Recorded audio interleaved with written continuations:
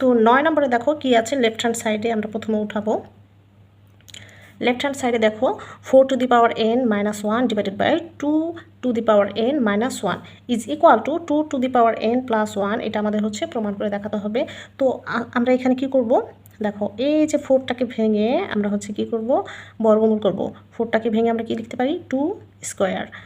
এরপর এখানে n minus 1, নিচে যা ছিল তাই, নিচে কিন্তু কোনো কিছু ভাঙার মতো কিছুই নেই। এবার দেখো এই যেখানে 2 এর সাথে এই যে পাওয়ার আছে 2 স্কোয়ার এবং n দুটাই কিন্তু হচ্ছে গুণাকার আছে। তো আমরা হচ্ছে এখানে গুণ থাকলে কি, আমরা একটা জিনিস যখন এই যে এরকম ধরো এক্স এ বি, এটাকে আমরা হচ্ছে কিন্তু এ বি এভাবে লিখতে পারি, তাই না? কিংবা হচ্ছে ধরো এক্সের পাওয়ার যদি হচ্ছে এরকম থাকে 2 ইন্টু 3 থাকে, 3 দুগুণে 6, হ্যাঁ, পাওয়ারটা হচ্ছে 3 দুগুণে 6 হলে আমরা কিন্তু এই 3টা আগেও দিতে পারি অথবা 2টা পরে দিতে পারি, অথবা 2টা সামনে থাকলেও সমস্যা নেই, 3টা পরে থাকলেও সমস্যা নেই। সো এই যে এখানে আমাদের সূত্র বানানোর জন্য আমরা কি করব, এই যে এনটা মানে হচ্ছে এই পাওয়ার এনটা হচ্ছে ভিতরে নিয়ে আসবো, স্কোয়ারটা বাইরে নিয়ে দেবো। দেখো এই যে 2 টু দি পাওয়ার n স্কোয়ারটা এই যে এভাবে নিলেও কিন্তু কোনো সমস্যা নেই।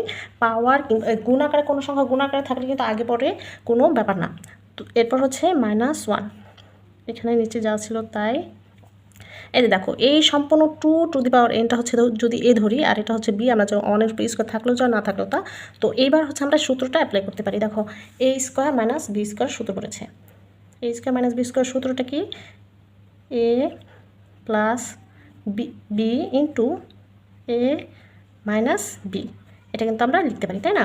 এই যে 2 টু দি পাওয়ার nটা হচ্ছে সম্পূর্ণ এ, এটা হচ্ছে স্কোয়ার, আর 1টা হচ্ছে বি, এ স্কোয়ার মাইনাস বি স্কোয়ার।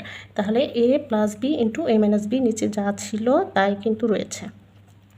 এবার দেখো এই 2 to the power n minus 1, 2 to the power minus 1টা হচ্ছে আমরা কী করতে পারি, কাটাকাটি করতে পারি।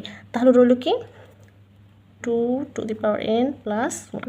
দেখো এই যে এটা আমাদের কিন্তু প্রমাণ করতে বলেছিল। সো এটাই হচ্ছে আমাদের রাইট হ্যান্ড সাইড।